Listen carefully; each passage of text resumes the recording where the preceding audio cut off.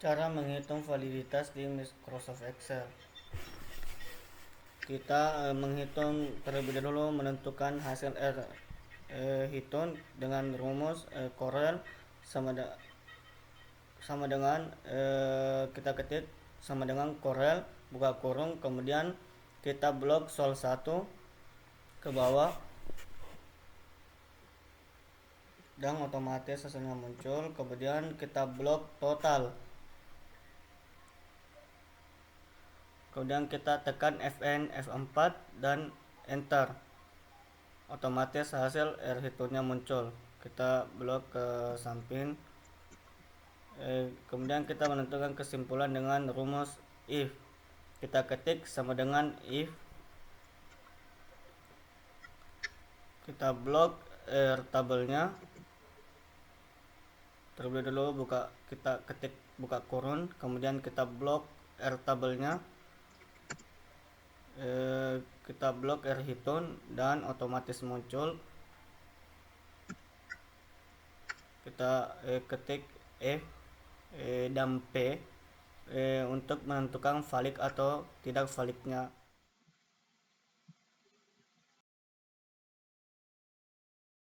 Kemudian kita beralih ke reliabilitas. Kita menggunakan rumus var untuk menentukan varian total. Kita blok dan otomatis muncul. Kemudian kita ke varian butir dengan rumus yang sama menggunakan var. Kita blok dan otomatis muncul dan enter hasilnya. Kita geser ke samping. Kemudian untuk menentukan nilai Krabbe's alpha,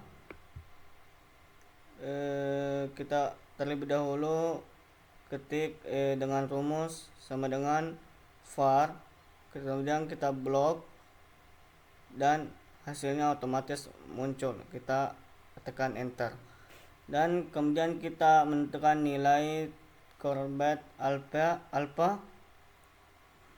sama dengan buka kurung 2 kali 4, karena S-nya ada 4, kemudian maksudnya K-nya ada 4, kemudian per 4 kurang 1 tutup kurung 2 kali pangkat dikali buka kurung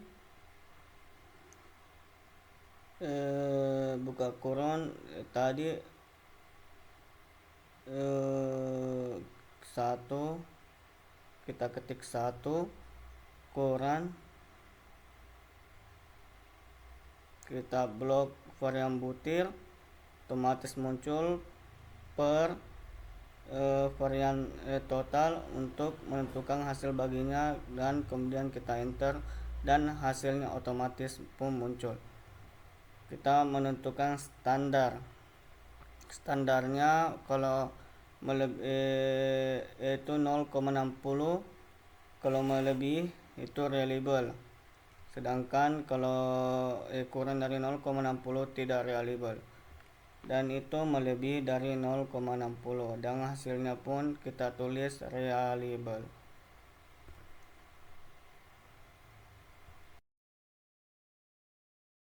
Selanjutnya kesukaran.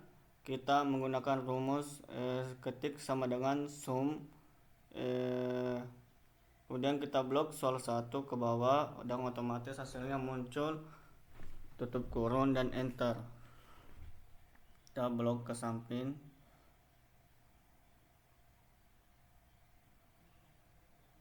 Kemudian jumlah siswa itu yang paling banyak ada 10.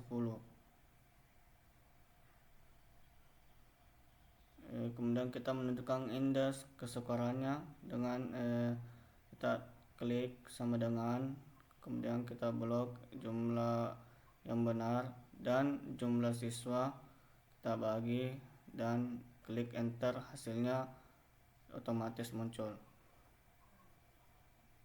Kemudian kita arahkan ke samping. Kemudian kita sendiri yang menentukan keterangan apakah termasuk kesukarelaan dan mudah dan seterusnya.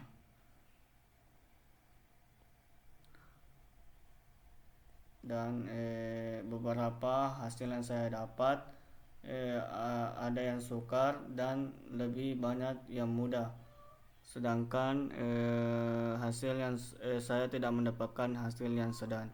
Itulah dari saya. Sekian.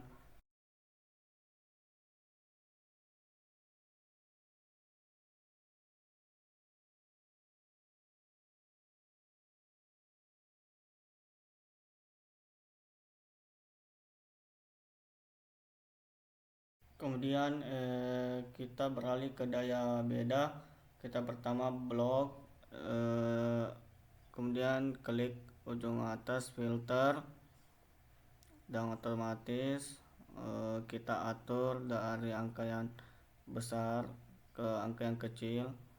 Kemudian kita tekan kembali filter untuk semula.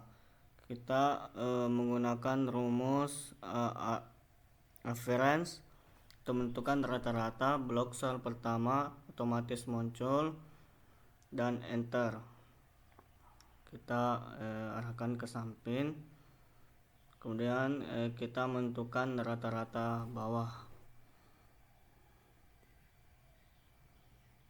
Untuk rata-rata bawahnya kita klik sama dengan rumus yang sama, average. Kita blok rata-rata atas, kita blok dari 5 pada tabel pada kelompok bawah, dan otomatis hasilnya muncul. Kita blok ke samping, kemudian daya pembedanya kita klik buka kurun. Kita klik buka kurun.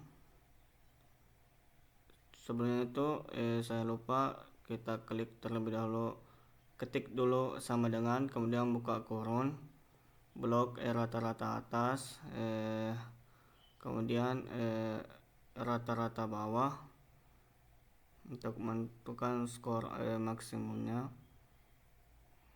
Kemudian kita bagi dan enter. Otomatis daya pembedanya muncul. Kita arahkan ke samping,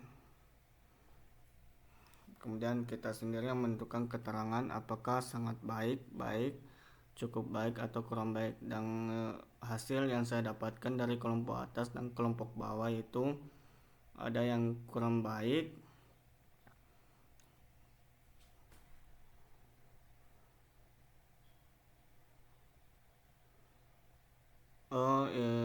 yang saya dapatkan dari keterangan kriteria daya pembeda itu semuanya kurang baik. Itulah cara saya menentukan daya pembeda di Microsoft Excel.